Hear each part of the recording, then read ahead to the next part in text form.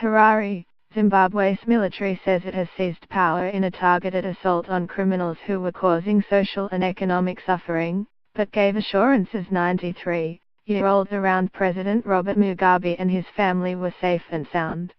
In a short broadcast on state-run television station ZBC, which it had seized overnight, a spokesman for the military said on Wednesday it expected normalcy to return as soon as it had completed its mission.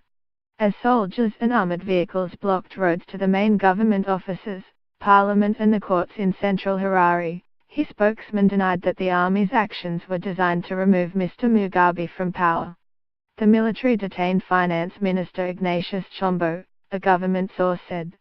Chombo was a leading member of the so-called G40 faction of the ruling ZANU-PF party, led by Mr. Mugabe's wife Grace, 52, that had been vying to succeed him.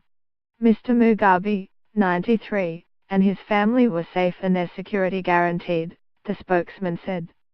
The statement added assurances to civil servants and the judiciary. To the civil servants, as you are aware, there is a plan by the same people to influence the current purging that is taking place in the political sphere. To the civil service, we are against that act of injustice and we intend to protect every one of you against that. To the judiciary, the measures underway are intended to assure that as an independent arm of the state you are able to exercise your independent authority without fear of being obstructed. The statement came after gunfire and 3 explosions rocked the center of the capital, Harare, in the early hours of Wednesday, prompting speculation that a military coup was underway.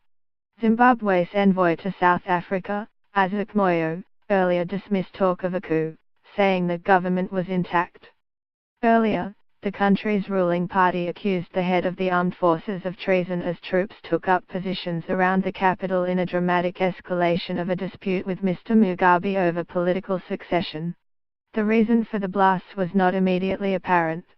The U.S. Embassy in Zimbabwe closed to the public and ordered staff to stay home due to ongoing political uncertainty. The UK told its citizens in Zimbabwe to stay indoors. The Australian government revised its travel advice for the country, telling Australians via Smart Traveller Governor AU that the security situation on the ground is unpredictable and to pay close attention to their surroundings. Avoid demonstrations, rallies and large-scale public gatherings as they could turn violent. Also avoid political activity or activities which could be construed as political, including political discussions in public places. Be aware of your surroundings and monitor the media and other information sources.